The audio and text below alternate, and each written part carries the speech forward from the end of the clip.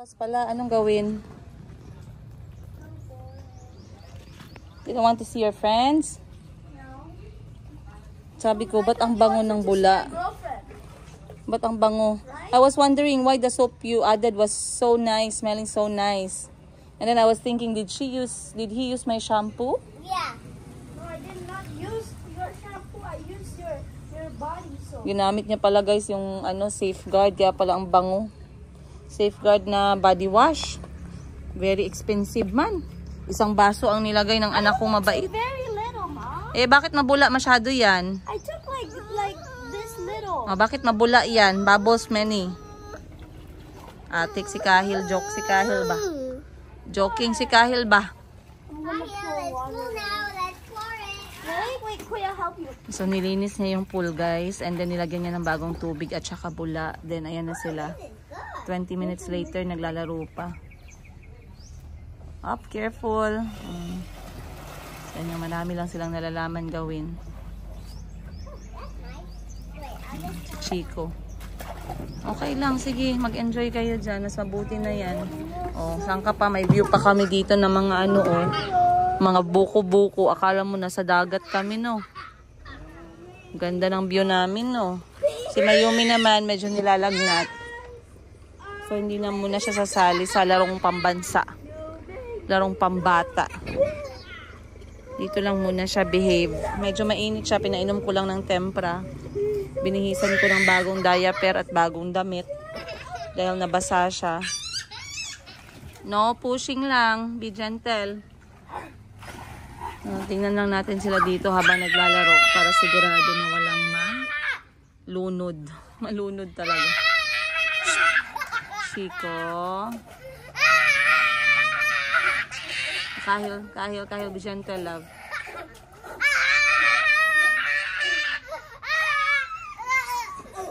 Kahil, be gentle, love. Your brother is scared. He's flying. He can't swim. He's so strong. How do you know, love? Super quick. How is the pool going to feel? So fast. I missed. Look. He hurts. Look. Super punch. Super block. You can't hit me. I'm gonna tickle.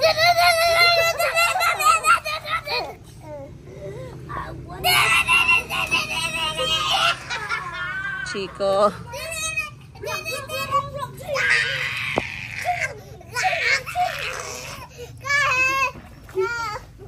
Ayan talaga maglaro ang mga lalaki ba? Tapos si Mayumi ko nyo guys ha.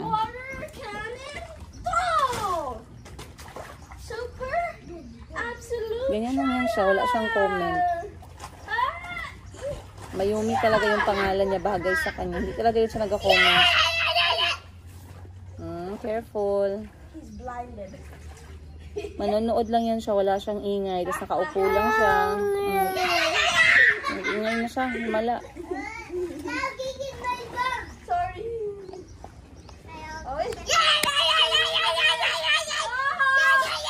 Chico, the police officer is there looking at us. Please, stop shouting. Kahil, it's not feeling so frothy because it's... Kahil, oh, the water stopped here. There's a knot. What? There, oh. Oh. Ayusin mo, kuya, kaya walang tubig ang ano ninyo.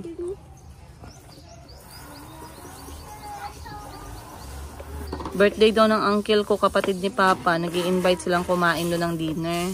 Kaso, hindi ako makapagmaneho. At may sakit si Mayumi. So, iniisip ko, dito lang kami talaga, hindi kami makaka-join. So, si auntie gumagawa na ng dinner. Ako naman nagbantay ng mga bata. Kahil, they're asking, what were you doing when the earthquake happened?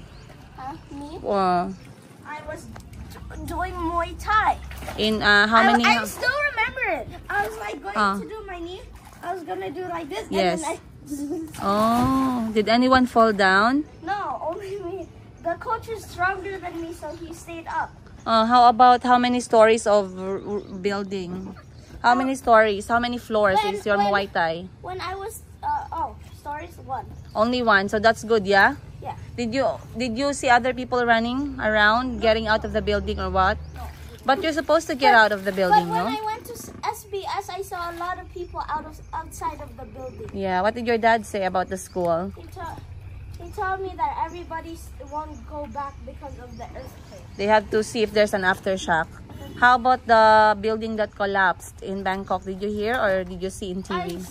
I saw because my coach showed me a video of somebody was taking a video. I think he was a worker, and then the building fell down and he ran away with his colleagues. Was it the first time you've experienced the earthquake in Thailand? No. Oh yeah. Yeah, me too. I never heard earthquake there. Philippines probably A lot, not my yes. first time. Yeah, you I see. remember one time when I slept through an earthquake. I'm sure people are scared, yeah? Oh, Kyle, be careful, na. It's not a good game. It can hurt his eyes. A big bum bum. A big bum bum. No, look. Coffee, Chico. Kuya has big bum bum. So, ayan guys. Hindi naman daw siya natakot kasi nasa one-story building lang sila. Up, careful. Chico, careful. Nasa one-story building lang sila. And Kahil was doing Muay Thai when the earthquake happened. Pero katulad nga ng sabi ko, it's the first time we have experienced earthquake sa Thailand talaga. We have never... Kahit ako, no, sa 10 taon ko sa Thailand, hindi ako naka-experience ng lindol doon. And I don't understand kasi wala naman masyadong gumuhong building doon. Nag-crack lang, pero yung isang building na pinapatayo nila, talagang gumuho siya. Dito, Kahil. Mabuti na lang na-distract na yung mga bata. Kasi pag na-board sila sa loob ng bahay, wala masyadong gagawin. Mahuhulog sila sa TV. Kaya sabi ko maglabas kami, tamang-tama nag-blackout. Paglabas namin, na-distract sila dito sa swimming pool. Ngayon mag-iisang oras na sila na naglalaro dito sa labas. Plus itong swimming pool pa. Are you sure you closed the pull down?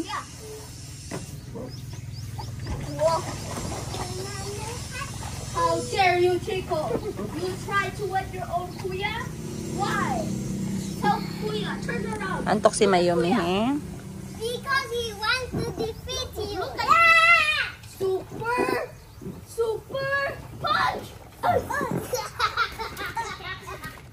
Super. Yung tawa talaga ni Chico, eh, no? Give me. Kahil. I can't see.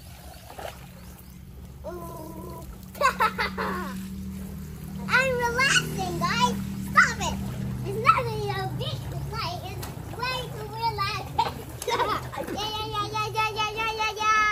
Guys, stop fighting. I also like to welcome. Okay. It's time to relax.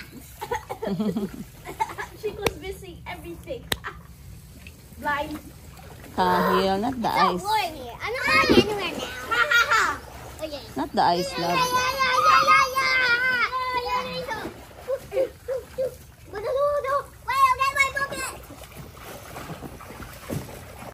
A few. Mayumi. Mayumi. Ah!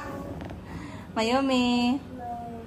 Marunong nga siya sumagot. Sabi niya, pero parang galit lang. Mayumi. Psst. Wow, Mayumi is playing with Paw Patrol. Mayumi. Okay. Chico. Wait. Okay. No, Kobe. You're no, Chico's green, you're red. Mayumi. I'm blue. Yan ang mga bata. Nakikipaglaro kay Kuya Kahil. Naantok ako, guys. Kasi tinanay ko na manood ng movie kasama sila pero yung mata ko parang parang mahuhulog. So sabi ko kay mama, may sinat si Mayumi. Sabi niya, painumin ko lang daw ng tempra. Napainom ko na naman ng tempra.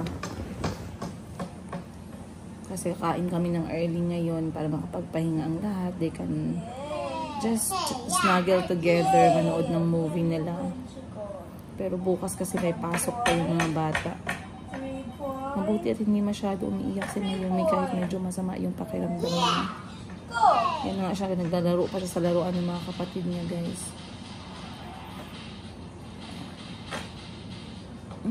Wala pa lang naman ang walang laman ang bag ni Kuya Kahil, documents niya lang tsaka passport. Buti hindi naman siya nagdala ng masyadong maraming gamit. Hindi na rin namin siya pinapadala ng hand carry. So ang bitbit niya lang ay itong kanyang backpack. Tsaka meron siyang check-in, isang luggage. Iba talaga yung guys, no?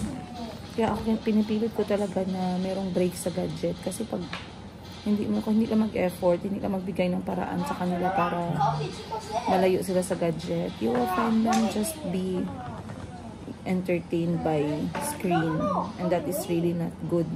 Hindi maganda sa kanilang temper. Napapansin ko initin ang ulo ng lahat pag masyadong matagal sa screen yung. Ang lakas ng ulan, guys. Wala pa rin tigil. Good morning. Happy Monday.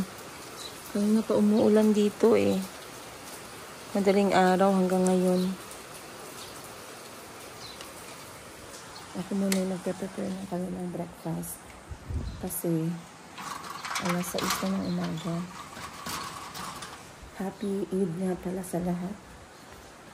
Ayan. Dahil Eid. Auntie, no school today. Today is Eid. Ako na magluluto ng breakfast. I'll prepare, tawag nito, hotdog at saka itlog para sa mga anak ko. Sunny side, lang pala, scramble.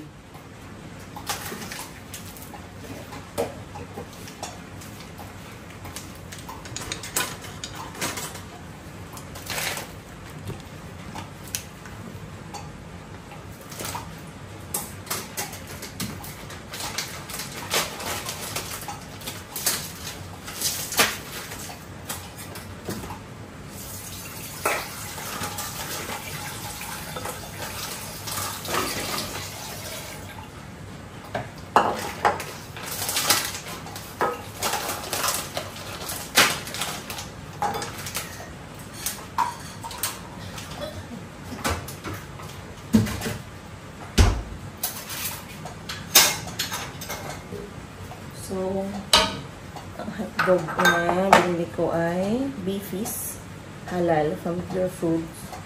And then, I'm going to make, para tayong wakwak sa umaga. Gagawa lang ako ng omelette. Then, isang sunny side up para kay Kuya Kahil. Ay, meron pala dito. Ay, ayan. Dalawang sunny side up. Si Chico at si Calvi mahilig sa omelette. Si Kahil naman mahilig sa sunny side up.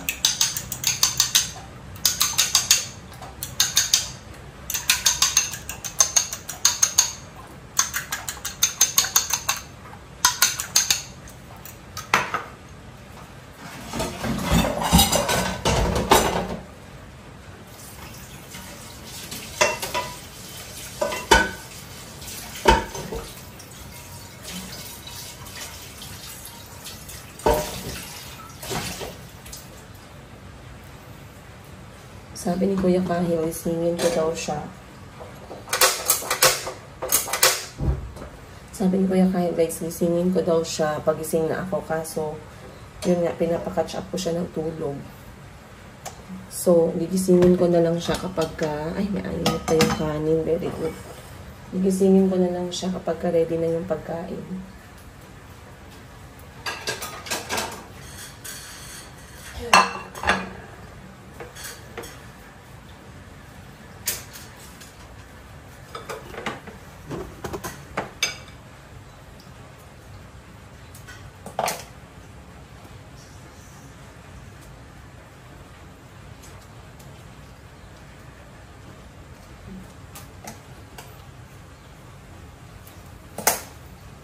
Marami pala nag-comment, no?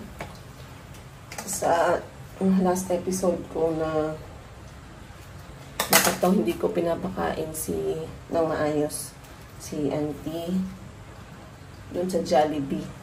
Tawa ako ng tawa. Naku.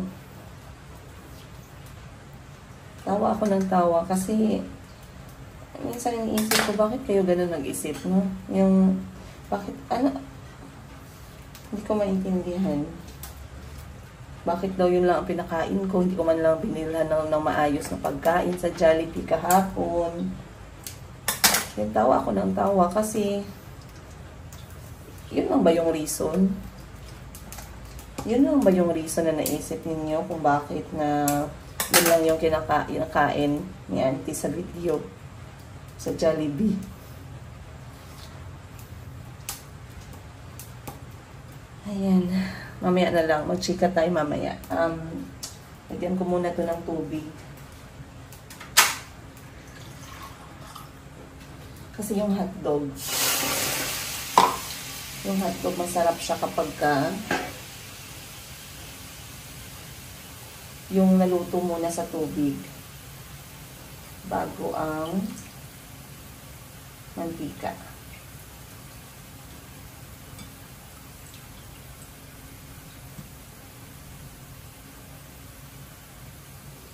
Ang sarap ng tulog ng mga anak ko, guys.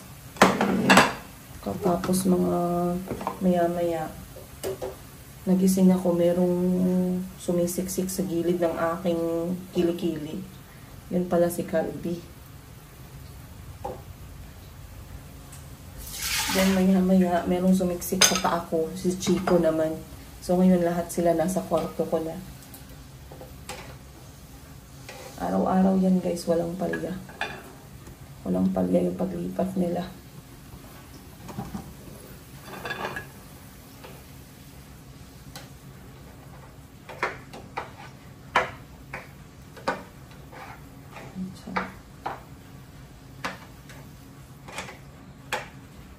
Natutuwa yung mga bata kasi sobrang rare na merong hotdog na kasali sa mesa.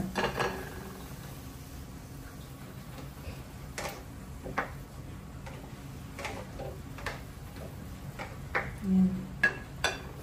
So ngayon ay Eid, naka-receive ako ng message kay Ate Hana na siya ay mag-celebrate. So magse-celebrate siya. So, sarado yung laundry shop. Ako yung magjo-duty dun. So, isasama ko si Kuya Kahil. Kasi, meron siyang pupuntahan ngayon na event na gusto namin itry. Pupunta kami dun sa laundry shop muna, guys, kasi maulan ng buong araw. Baka mamaya, merong maghanap sa amin ng full service. Sayang naman.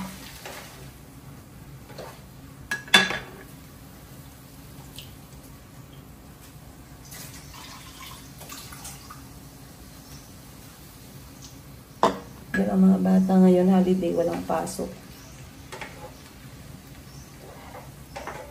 Anyway, tawa ako ng tawa dun sa comment kasi ganun talaga yung plano namin na pumunta sa Jollibee galing sa airport kasi yun yung request ni Kuya Kahil. So, sabi ko sa kanila, maupo na lang sila kami ng Kuya Kahil na mag-order.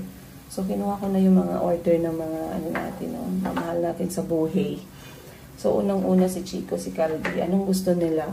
Sabi ni Chico at Calby, French fries. Kasi paborito nila yan. French fries, chicken, and rice. Okay, sige, goods. Lagi yan, alam na alam ko na. Pero tinatanong ko pa din. Then, si ate ko naman, sabi ko, te, anong sayo? Anong order mo? Sabi niya, punta lang daw siya sa counter. Ngayon si Kyle, sabi niya, mamimili lang daw din siya sa counter. So, ngayon tinanong ko si auntie, ano yung gusto niya? So, si auntie, alam niya yung Jollibee, guys, kasi ilang beses na kaming kumakain sa Jollibee. Alam na ni auntie. Kaso, sa Africa kasi, sa Uganda, hindi uso ang fast food. Hindi sila pala kain ng fast food doon. Kaya nga, hindi masyado yung fast food na tumatagal doon, KFC lang talaga. Pero si auntie kasi, hindi siya talaga lumaki sa fast food. So, wala siyang gana sa mga ganyan. Papipiliin mo siya between manok at saka steamed na okra. Steamed okra ang pipiliin niya. So sabi ko, auntie, anong gusto mo? Gusto mo ng manok? Pinilit ko pa siya ilang beses. Sabi niya, wala daw siyang gana sa pritong manok. So sabi ko, anong gusto mo? So binigay ko yung menu. Ang sabi niya, french fries daw yung gusto niya. So, ilang beses ko pa siyang tinanong ulit kasi syempre, wala namang problema guys pagdating sa pagkain talaga. Sabi niya, ayaw niya daw talaga. So ako, mga 3 beses ako mag-ask. Pag ayaw, huwag nating pwersa, hindi naman tayo martial law guys. Hindi naman tayo dictatorship na kahit na ayaw ng tao, kailangan nating pilitin. Pero maayos na, maayos na nagde-decline naman. Kasi nga hindi talaga siya palakain ng mga ganyan, mga prito, mga oily. So sabi niya, yung gusto niya lang daw is french fries. So nag-order ako ng french fries. Kasi magsasabi yan siya kasi ilang beses na kami nakakain ng Jollibee. Minsan kapag gutom siya, talagang isang chicken din, ganun. Hindi din kasi mahilig si Auntie sa spaghetti tsaka sa burger. So ngayon yung reason kung bakit niya nakita. So, kahit na atakihin niyo ako dyan guys, kahit na siraan niyo ako dyan sa mga ganyang klaseng bagay, alam ko sa sarili ko na hindi pagkain yung rason na magiging galit sa akin yung mga staff ko o mga kasamahan ko dito sa bahay. Kasi alam ko ang sarili ko pagdating sa pagkain. Kung anong kinakain namin, yun din yung kakainin nyo. Kung anong meron sa ref, feel free.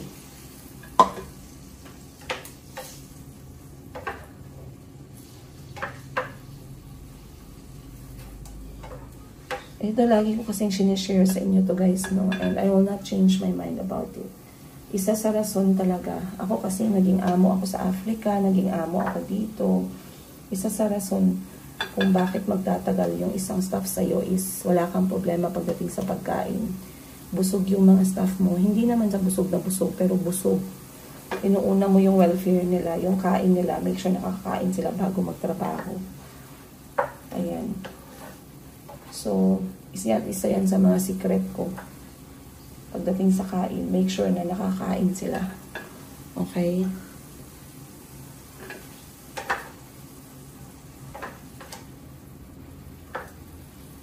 So, lagyan ko lang to ng tubig. And then, pag nawala yung tubig, lalagyan ko siya ng mantika. Tapos, itlog yung pipituhin. And then, gigisingin ko na si Kahil. Kasi si Chico at saka si Calby, late na sila natulog kagabi. Si Mayumi tulog pa din, guys.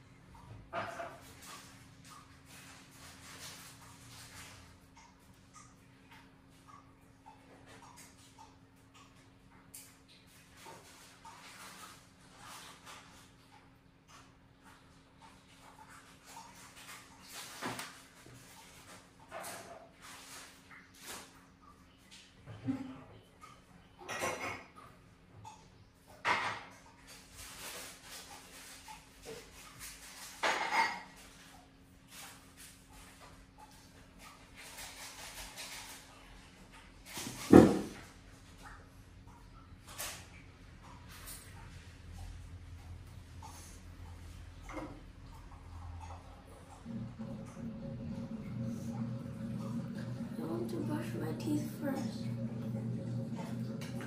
But I don't have a toothbrush.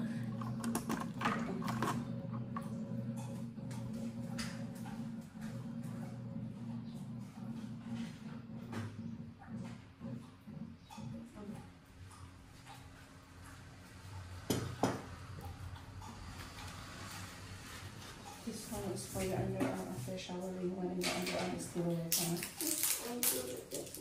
No, I mean later after showering when your underarm is still wet. This is what you put.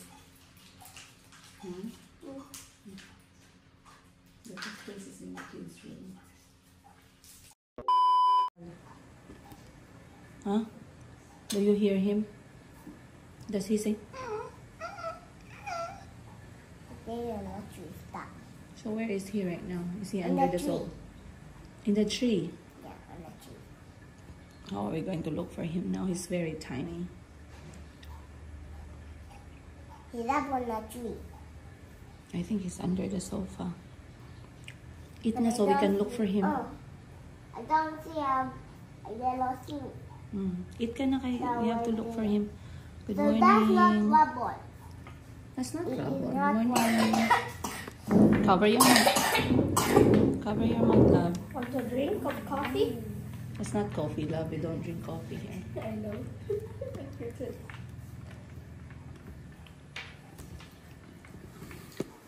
I think Dad is starting to really like coffee because. A few moments. And I don't drink. Or else I cannot finish. Sige na, finish na kayo. We are late na. I speak twice. Sige, sige. Why you do that to your right?